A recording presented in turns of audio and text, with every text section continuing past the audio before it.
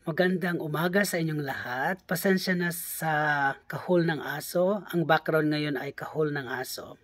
Kaya itong aking message na aking inaisulat dito sa aking newsfeed, sa aking Facebook.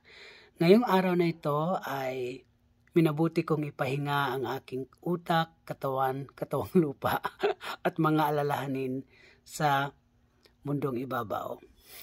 Buong taon akong abala na i-google ang mga oras ko sa makabuluhang trabaho para mamuhay ng marangal at maayos dito sa napakagandang bansa ng Amerika.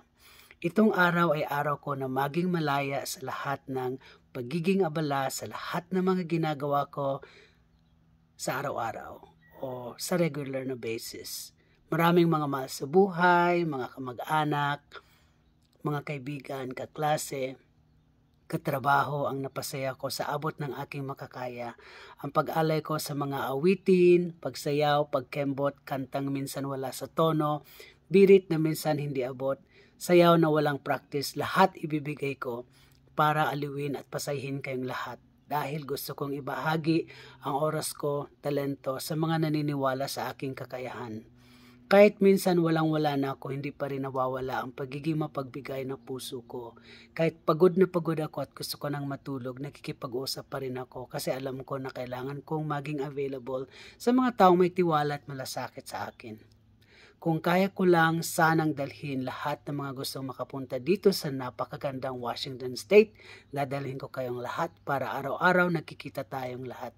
Hindi lang sa video call, Facebook, Messenger para sama-sama tayong mamuhay dito sa Estados Unidos ng Amerika. Mahal ko kayong lahat sa mga nagmamahal sa akin. Magmahalan tayong lahat. Sa mga kabataan, mangarap kayong tuparin na manirahan dito sa Washington State. Dahil ito ang state na magbibigay sa inyo ng maayos na pamumuhay. Libre ang pag-aaral dito mula elementary at high school. Napakaganda ng lugar na ito. Napakatahimik sa Olympia. Sana maraming mga Filipino pa ang makarating dito at manirahan sa Olympia, Washington State. Maraming salamat.